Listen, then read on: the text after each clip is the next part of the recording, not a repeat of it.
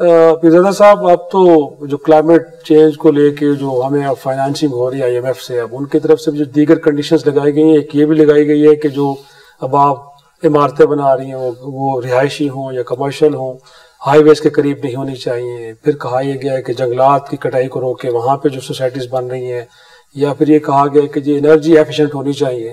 تو اگین یہ تو آپ کی منسٹری کا ڈومین ہے، تو اس حوالے سے بھی آپ سوچ رہے ہیں کہ فیوچر میں جب کوئی ٹاؤن پلاننگ ہو وہ بڑے طریقے سے ہونی چاہیے؟ اور یہ ساری چیزیں پاکستان کے قانون میں ہیں. پہلے تھا کہ بھٹو صاحب نے پابندی لگائی تھی کہ NOC کے بغیر کوئی ہاؤسنگ سوسائٹی نہیں بنے گی. ویراز آپ دیکھ لیں ملتان میں سارا عام کٹ گیا اور ہاؤسنگ سوسائٹی پر.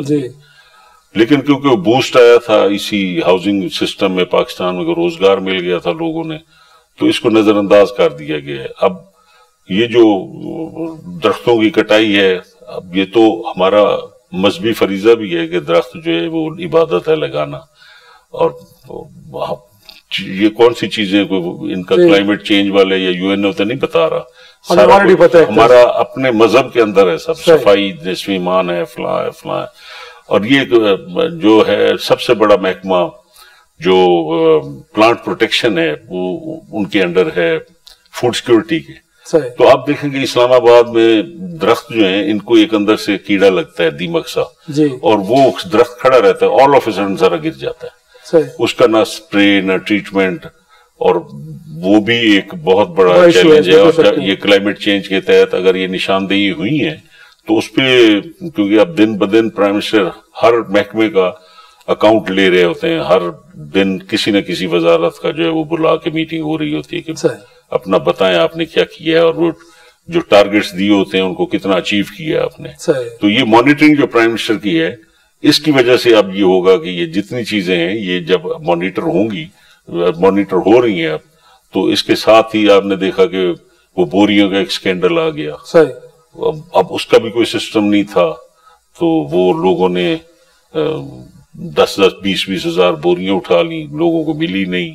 وہ ایک بہت بڑا سکینڈل بن گیا. تو اس لیے ضرورت اس بات کی ہے کہ ایک جو موجودہ نظام ہے اس میں کوئی یہ کمپیوٹر کا استعمال، ڈیجیٹلائزیشن کا، یہ الرٹ سسٹم، یہ سارا ای سسٹم سارا دفتروں کا، تو اس سے بہتری آئے گی گورننس میں بہت زیادہ. تو پروگرام پہ کیونکہ آخری حصے میں جا رہے تو اس سے پہلے کہ ایک آدھ میں شرارتی سوال سیاسی کروں، میں یہ جاننا چاہ رہا ہوں آپ سے کہ یہ جو ریئل اسٹیٹ سیکٹر کے اوپر بہت زیادہ ٹیکسیشن آئی، اس سے سیکٹر بالکل رک کے رہ گیا ہے. پھر آپ نے کہا کہ جو کم آمدن لوگ ہیں ان کے لیے ہم گھر بنانے جا رہے ہیں، تو ایک غریب آدمی توقع کہ کتنے میں کم سے کم اس کو گھر مل پائے گا، تو یہ بتائیے گا. اور دوسرا جو ٹیکسیشن کا نظام ہے اس کو بھی تھوڑا سا ایڈریس کرنے جا رہے ہیں آپ. وہ کمیٹی جو ہے وہ کام کر رہی ہے اس پہ ٹیکسیشن کے اوپر.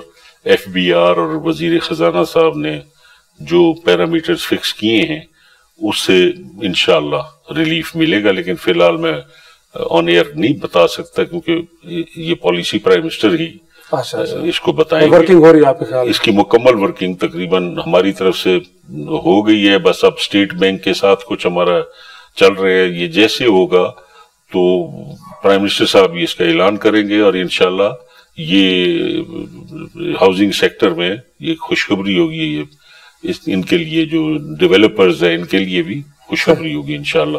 اور جو اور آپ نے کیا کہا تھا کہ ہاں بس یہی میں نے کہا کہ غریب آدمی توقع کہ کم سے کم کتنے میں اس کو گھر مل سکتا ہے، 3 مرلے کا، 4 مرلے کا، 5 مرلے کا؟ دیکھیں جی، ایک تو کوشش یہ ہے نا کہ ورٹیکل نہ جائیں اور نہ ہو، ہاریزونٹل جائیں. ٹھیک ہے، تو اس میں فلیٹ سسٹم آ جائے گا، ورنہ تو زمین کی قیمت اتنی زیادہ ہوتی ہے تو غریب آدمی تو نہیں لے سکتا. صحیح ہے. تو جتنا ورٹیکل ہم جائیں گے، اور پاکستان میں زیادہ سے زیادہ 3 منزلہ جو ہے وہ ہم ہوتے ہیں جو لو ہاؤسنگ جو بن سکتی ہے، اس میں پھر پانی کا سسٹم، اس میں سروسز کا سسٹم، اس میں گاربیج کو کرنا، بجلی کی سپلائی. اور پہلے تو یہ ہوا ہے نا جیسے آپ کا G14 بنا ہے تو وہاں پانی نہیں ہے نیچے. اب کچھ ایسے علاقے ہوتے ہیں جہاں نیچے پانی زیر زمین نہیں ہے. اب یہ سیکٹر بن گیا ہے، اس میں FRO بھی ہمارا بن رہا ہے. اس کی پانی کی اتنی زیادہ ڈیمانڈ ہے کہ وہ پھر آپ کو ڈیم سے اور ادھر ادھر لینا پڑے. پہلے سے ہی ہماری گریڈنگ ہونی چاہیے کہ یہاں ہاؤسنگ سیکٹر آئے گا، یہاں نہیں آئے گا. ہم نے زوننگ ساری ایگریکلچر میں ختم کی، جہاں شوگر ملز نہیں لگنی چاہیے تھے کاٹن ایریا میں وہ ساری لگ گئی. آپ کی کاٹن تباہ ہو گئی، آپ کی مین جو آپ کا فارن ایکسچینج کماتے تھے وہ فصل چلی گئی. تو یہ ساری جو خرابیاں ہوئی ہیں ان کو اب ٹھیک تو اگر کرے تو پرائم منسٹر شہباز صاحب ہی کر سکتا ہے، لیکن پھر جو ایک عادتیں ہماری ہیں ان کو کون ٹھیک کرے گا؟ ہر جگہ پہ جو ہے وہ گیو اینڈ ٹیک چل رہا ہے. تو یہ ایسے ایسے گورننس جیسے جیسے گرپ ہوتی جائے گی ٹھیک ہو جائے گا.